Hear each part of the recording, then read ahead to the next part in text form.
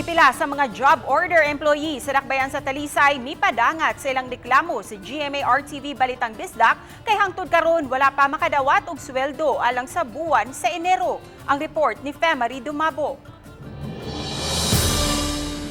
Sa text message, gipadangat sa usa sa mga job order employees sa Talisay City Hall ang hangyo nga matabangan sila nga wa pa masweldo eh.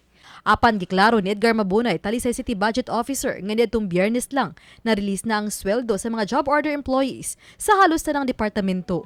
Gani sa kapin sa 1,800 ka mga job order employees, 1,700 na ang nakadawat silang sweldo alang sa Enero 1 hangtod sa 15. Gipasabot ni Mabunay nga sa unang buwan sa tuig, adunay gyud mahitabong pagkalangay sa paggawa sa sweldo. Ilabi na kundi usab kompleto sama na lang sa DTR uban pang requirement. O baka ha, wala pa pirmahe ang endorsement. Di man gyud ta ka kuan basta start of the year ba.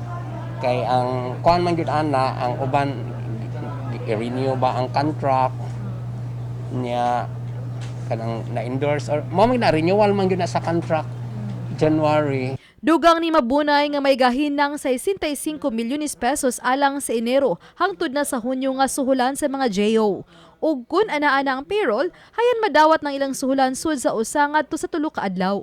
As admission unta sa DTR 17-18, nakasubmit ilang mga DTR na nag-start na din na sa Thursday, Friday 21. Nya i-prepare pa gyud na ang payroll. Moto ang payroll nahimo 25. Moto wala gani amo basta once nga pandili mi mag-delayed within that day.